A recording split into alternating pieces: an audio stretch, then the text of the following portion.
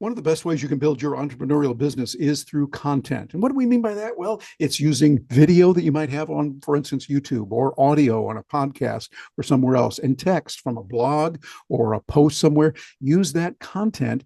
Use that. You can then take that content and turn it into cash. That's what we're going to talk about here on this particular video. And we're going to be talking about what's going on with content. Is it still the king? Hey, you might be surprised when you find out about this, because content is good, but is it the king still? That's what we heard from Bill Gates about 30 years ago. Content is king. I'd have to agree with Bill at that time, because that's where it is. But now we're inundated with gazillions, I think that's the exact number, gazillions of content. And how do you know what to produce and how it's going to help? Well, we're going to work on that. I'm Terry Brock, and I'm joined today by my partner and our fellow entrepreneur here at Stark Raving Entrepreneurs, Gina Carr. Gina, what do you see for the role of content? Why is it so important, and people talk about it that much, that it's important for building your business? Well, essentially, content is the bridge by which people get to know about you, your products and services, your offerings, your thoughts, your philosophies. I talk about when you're using marketing and social media, you're opening up your brain and you're opening up your heart so that people can understand you better. Now, specifically as it relates to other products and services, there might not be a heart and a brain specifically, but it's similar. You're letting them kind of look under the hood and get to know more about what's available to help them solve their problems and make their lives better. Yeah, exactly. And they're growing to trust you that way. They grow to know, like, and trust. Well, that know, like, and trust that we've heard so much about before still applies today, and it relates to content. People get a chance to know you. Well, there's some interesting information that we've seen out there, and I got a concept I want to share with you first that we saw in an article as we were doing some research for this from Forbes Magazine.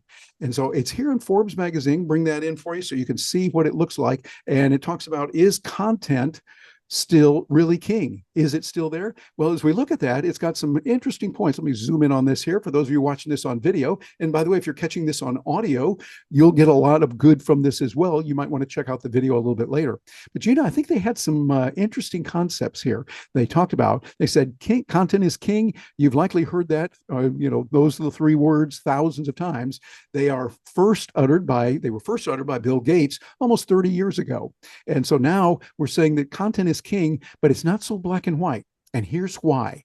What they've got now at Google, this is really important for anyone that's creating content with video, writing, is EEAT. And I'm thinking, what in the world is that? EEAT. Well, they're talking about that here. Recently, the seaside town of Brighton, England, hosted the biannual Brighton SEO conference. And the brightest thing, where one of the most talked about topics was EEAT. And here's what it is. EEAT was first introduced by Google in 2018. It's a metric by which Google's quality raters assess and qualify the quality of any given topic of content. It stands for, and this is where it really gets important here, expertise, authoritativeness, and trustworthiness. Then in 2022, Google revised these guidelines, adding an additional E for experience. The E for experience is really important, because what we're talking about there is we're talking about the expertise, the experience that you have. Often I'd like to say, first of all, I am not a medical doctor. I am not a surgeon at all. You do not want any medical advice from me. The only thing I'd come close to would be, you need to see a real doctor. That'd be about it. You see a real one. But suppose I were to start writing something about what you need to do for surgery and what types of surgery we recommend. And I was just reading text written by someone else who might or might not be a surgeon. I learn how to pronounce the words, the fancy medical words, work with a coach on that. And I say it, that still doesn't give me the expertise. It doesn't give me the experience being able to do it. And I don't have the authority to do that. So this becomes something that's quite different. And it says, okay, Terry, that's nice that you feel that way. But really, when we get down to it, what you say about that doesn't have the credibility. And this has enormous applications today when we see so many AI bots coming out and people claiming something. They don't say, oh, you just said the right words, because I could say the right words just reading from text of a real surgeon, but that wouldn't give me the credibility of being a real expert or having the expertise and the experience of it. Gina, that's kind of an interesting concept. And you've been dealing with this for quite a while. I know from the experience you have, you've seen a lot of these types of concepts out there, people that talk about it, but it's not real. What are your thoughts on Google's EEAT proposal and their philosophy? Well, I think it's very helpful. As a user, Oh, when I am searching for something, I would like for Google to go ahead and do the vetting for me. It saves me steps. Now, I'm going to do that anyway, but the fact that I know that that's part of the criteria and that it's going to great lengths because it's its entire profit model of how to present content that's going to be most relevant to me, that has the most expertise, the most authoritativeness, all of those things that it's looking for. So I'm grateful that it does that. And when we're working with our clients and helping them craft or craft for them content to put out there, we know what it's looking for. And so by having that specific criteria, it really helps us. yeah, exactly. We're knowing, okay, this person has the expertise, they have the experience. They're not just shooting from the hip, they're not just reading something. And that makes a big difference. But then there's another one too that they talked about, because they said, when we look at this article, it said, okay, now there's another one that I thought was kind of interesting, kind of fun when you look at it. It says here that they've been expanded by what Google calls your money or your life, the YMYL topics. YMYL is much broader, including the likes of finance, health, safety, news, and current affairs. So we see, okay, this is a whole different thing that goes into it. It's much more important, and it gives us the ability to see a whole lot more of where we are, what's going on, and how to do it. Your money or your life often would have connotations a little bit different. Somebody puts a gun to your head, your money or your life. Now they're talking about your money. Okay, planning for that. There's a lot of videos with CPAs, financial planners, and other people who are giving financial advice. Okay, that's good. Your money, and then your life, your health. Is this diet good? Is this substance good? This supplement good? I'd like to hear that from real medical professionals, not just from Terry saying something. What I say, okay, I've got opinions about that. That's nice. I am not a medical authority. I'm not a medical doctor. So you take it with a grain of salt, and anything you're going to do on that, I'd recommend you run it by a real medical professional. That just makes all the sense in the world. So you say, okay, we're going to hear what they have to say and do it in the right way. Gina, this is a big area. It's something that we're looking at. So your money or your life, that sounds a little dramatic at first, but to me, it seems to make sense. What do you think? Well, I think it's really just taking into account that people are not one dimensional. We are very much 360-degree people where I am interested in business. Yes, I'm interested in health and fitness. I'm interested in relationships. I'm interested in wealth. I'm interested in politics to an extent. I'm interested in current affairs and a number of things of animals, animal welfare issues, and a number of other societal issues that I'm passionate about and interested in. So I think that that's where my interpretation of what that means is that it brings into the search results what the whole person might be looking for. Yeah, and actually, there's a real good side to this, Gina, because so many people now concerned AI is going to take our job. AI is going to take it away. Well, no, because the way that Google's doing it, I have to applaud them for that and high five the Google folks.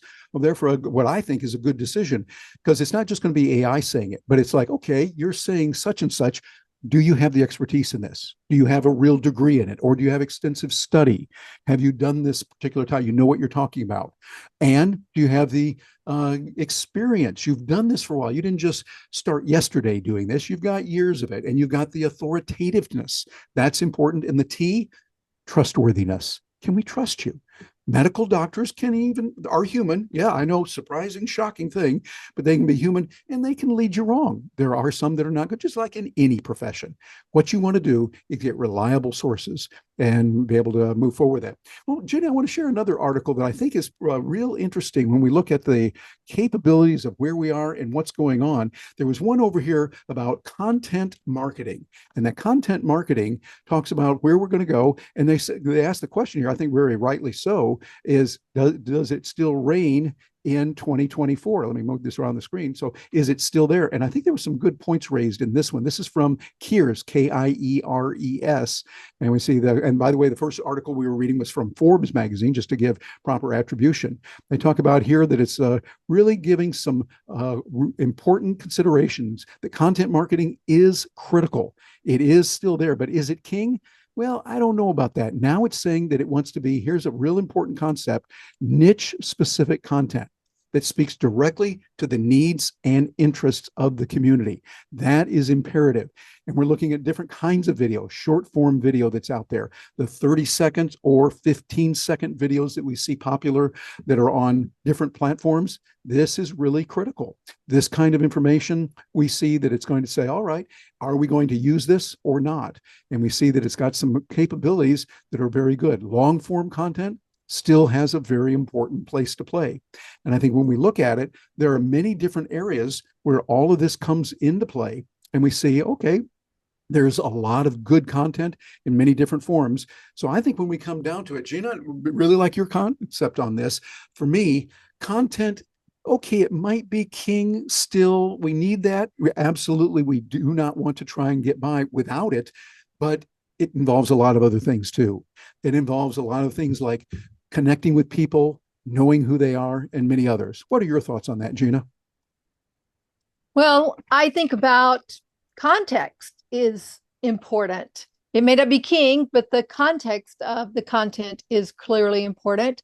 I focus a lot on conversion, as we do at Stark Raving Entrepreneurs, content to cash. How do you convert the content into real money that you can spend at the grocery store and pay the mortgage with, right? These are some of the things that are really key and important and people lose sight of. So conversion, I could argue, is king. But I really like what our friend Mari Smith said many years ago, and it's still true today. She said, content may be king, but engagement is queen, and the lady rules the house. And so like that. That's a big focus. You and I wrote a book years ago about social optimization and social scoring. And you can put out content, but what you want to see is that people are responding. They're liking, they're commenting, they're sharing, they're interacting. That's how you know that you're on the right track. Absolutely. I think so. Well, here's 5 steps we want to give before we leave. They're going to be really helpful. This is where you want to stay tuned to the video. Make sure right here. Number 1, we recommend that you listen. Really listen. My buddy Chris Brogan talks about growing bigger ears. I mentioned that a lot. Listen to what people are saying like never before. Make sure that you're following the need and the pain that they have. Number 2, craft content that specifically relates to the problems that they're going through regularly and consistently. You want to do that. Gina, you've talked about that a lot in a very helpful way. Find that pain and provide value that's going to be out there when you're doing content, not just one piece of content, one video or one article every 6 months. That's not quite going to do it. You want that really solves their problems. What are your thoughts on that, Gina? Well, I know that people who listen to my videos and are part of our programs, they probably get tired. They probably hear me saying in their sleep, who do you serve and what problem do you solve? You have to be really clear on those as you're creating content, as you're crafting your offers, as you are inviting people in to your world so that you can really help them, help make their lives better. Who do you serve? What problem do you solve? So that's the type of content that you need to be creating. Think of those 2 questions as paramount. Gina, it sounds like what we heard in business school from those real smart business professors I had. They were really good. And another one here, I think is real important. And Gina, this, is important. Our Stark Raving Entrepreneurs, we have a community. We often say people come for the content that we give, but they stay for the community because we're sharing ideas. We often say that Japanese phrase that's used a lot in Silicon Valley, none of us is as smart as all of us. Gina, what are your thoughts on the role of community in building content? Well, there's so many benefits that we get from our community. And one of those is we learn from them as well as they are learning from us. I love this saying about none of us is as smart as all of us. And it really shines in our labs. We, in our program right now, and pretty much throughout the history of our 5 years of our program, we have had a lab type activity where our members get to share. They're out there learning as well, and they're bringing back to the community, what they're learning, how they're adapting especially the tech, especially the AI that we're focused on these days. So it's really, it's wonderful. Yeah, exactly. A fourth key that we think is very important, you want to keep improvising, adapting, and overcoming. The United States Marines talk about that a lot. Improvise, adapt, and overcome. We recommend you keep doing that in a world that's changing fast. And that's where the community comes in again, because you need people that can help you on that. You go, whoa, whoa, whoa, that one's not going to work so well. This one over here, you're real good at that. You need that. And you need people who can give you that honest appraisal, really help you with it. But number 5, final one, Gina, I want to hear from you on this one, definitely. Craft content that will take your content and convert it into cash. Content to cash. This is a phrase that you came up with. We've been using it a lot. I like that. Tell us what you mean by that, Gina. Well, we see people who are creating content, and then they come to us and they say, I'm doing all these things, but I'm not making any money. And so you have to have a focus and a strategy such that you have your funnels and you have your offers and you have your sales system, all of these things that you have to put together in order to bring in the dollars, because you can't just create content. You have to have a strategy and a plan behind it. And these systems. My undergraduate degree was systems engineering from Georgia Tech, and so I'm always thinking about the systems. What are the systems you can install so that you convert that great content you're creating into cash? Absolutely. Well, Gina, I think you raised some really good points once again. That's the key. We want to take that content, turn it into cash, and we can do that by working with others. Gina, thank you very much for joining us today. Really appreciate your insights on this.